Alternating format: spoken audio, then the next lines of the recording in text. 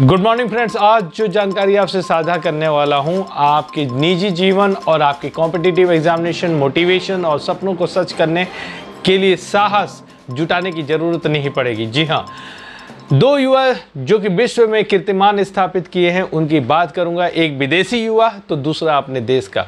एक ने आकाश में तो दूसरे ने जो है थल पे, यानी कि विश्व में पृथ्वी के ऊपर जो है कीर्तिमान हासिल किया, वो भी अपना धरती पुत्र यानी भारत माता की संतान।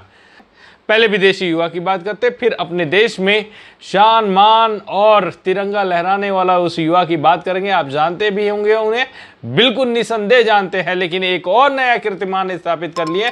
तो बात करेंगे सबसे पहले विदेशी बेल्जियम का रहने वाला वो युवा जो 17 साल का ब्रिटिश बेल्जियम पायलट, जो अकेली दुनिया भर में उड़ान भर करके और सबसे कम उम्र का वो पूरा दुनिया का चक्कर लगाने वाला बन गया। एक किशोर पायलट जो कि छोटे से विमान में बैठ करके, वो भी सोलो पायलट यानी कि अकेला वो पायलट पूरी दुनिया में, और 17 साल का मैक रदरफोर्ड 52 देशों में 5 महीने की यात्रा के बाद बल्गेरिया के सोफिया पहुंचे थे।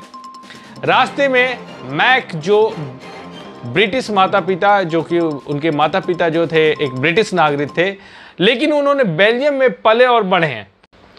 उनकी बहन जारा दुनिया भर में अकेले उड़ान भरने वाली सबसे कम उम्र की महिला हैं। वाह, दोनों भाई बहन।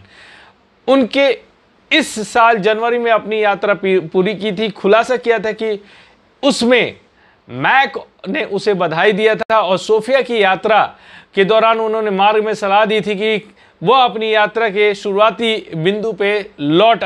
अगर सोलो की बात की जाए तो रिकॉर्ड धारक ब्रिटिश पायलट ट्रेविस लुट्स, जिनका नाम था, जो पिछले साल अपनी यात्रा को पूरी करने के बाद 18 वर्ष के थे और 150 दिन में उन्होंने यात्रा किया हुआ था।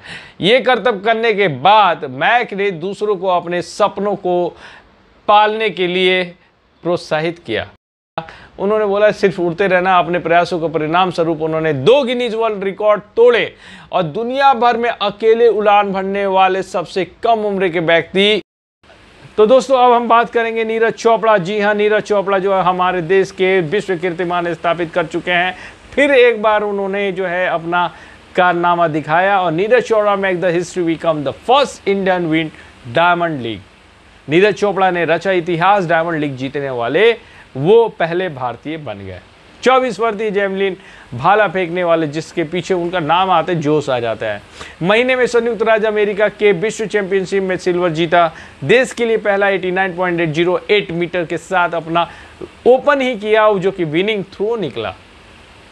साउथ एशिया गेम 2016 की बात करते हैं तो गोल्ड गुवाहाटी में फिर वो जीते। फिर जाकर के 82.23 मीटर्स का जो है सेट उन्होंने सीनियर नेशनल रिकॉर्ड बनाया। Asia athlete championship AAC 2017 managing the 85.23 meters throw. क्या बात है, फिर रिकॉर्ड। चोपड़ा इस तरीके से फिर गोल्ड जीते और 22nd Asian athlete championship Bhubaneswar में हुआ, उसमें भी उन्होंने कीर्तिमान स्थापित किया। फिर 2018 CWG कॉमनवेल्थ गेम की बात करें तो 2018 के ऑस्ट्रेलिया में Chopra become the first Indian javelin thrower in win the gold Commonwealth game. क्या बात है। Only 4th Indian win the CWG gold after Milkha Singh के बाद ये चौथे ऐसे भारतीय थे जो कि इन्होंने गोल्ड कॉमनवेल्थ में जीता। 86.47 विनिंग थ्रो एशियन गेम 2018 ही won the India maiden javelin throw in gold. क्या है गोल्ड, इनके लिए तो लगता है पता नहीं क्या है।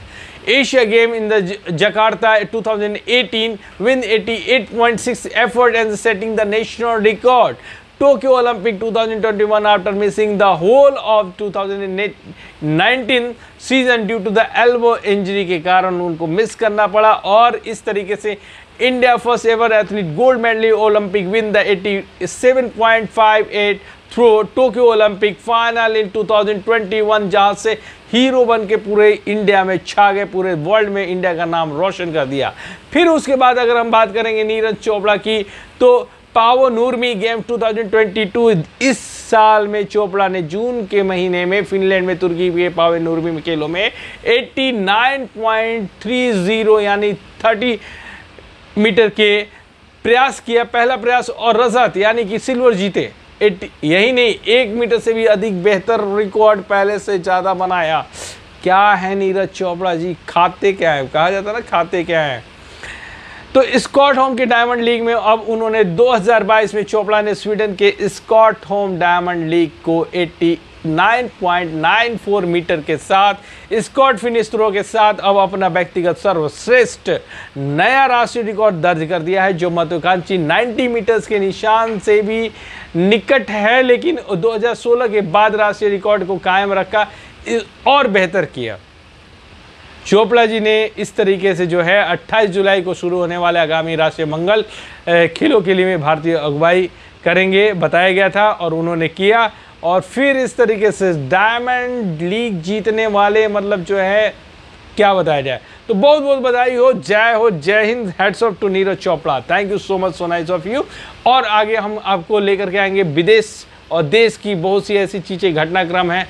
पॉलिटिकल इशू की बात नहीं करूंगा, वो आप टीवी के माध्यम से और दूरभाष के माध्यम से आपको पता चल रहा होगा। लेकिन अगर आप विदेश की बात करें तो अमेरिका में अभी प्रॉब्लम क्या हो रहा है कि इंडियन को भगा रहे हैं, भगाने की कोशिश की जाए। अमेरिका के कहाँ की बात कर रहा हूँ, टेक्सास की। टेक्सास बफेलो, यहाँ इतनी मतलब बच्चों को ढूंढो, बच्चों को जो है 16 बच्चे मार दिए थे टेक्सास में। उसी टेक्सास की बात करें तो वहाँ को लोगों को क्या बताएं, वहाँ की गवर्नमेंट को क्या बताएं। फिर जो बाइडन, मैं आपको बख्शूंगा नहीं, फिर आपकी मैं जो है वही बातें करूंगा कि आप इस चीज़ों को कंट्रोल कीजिए। आप सिर्फ पीठ थपथपाने से, 1-2 कारनामे करने से नहीं होगा, आपको देश संभालना है। आप कभी देश संभालने लगते हो एकदम मोहल्ला यूनिट की तरह, फिर कभी आप चले जाते हो, फिर अचानक से आए आप और फिर कुछ चाइना के साथ करते हैं, जो मैंने अपने पिछले वीडियो में बताया है, और फिर नेशनल इशू प्रॉब्लम। आपके यहाँ रंग भेद की समस्या जड़ पकड़ चुकी है, उसको देखिए, उसको संभालिए, और अगले 20 साल तक आपसे संभलेगा नहीं ये रंग भेद। फिर से जहर की तरह घुल गया है अमेरिका में। धन्यवाद।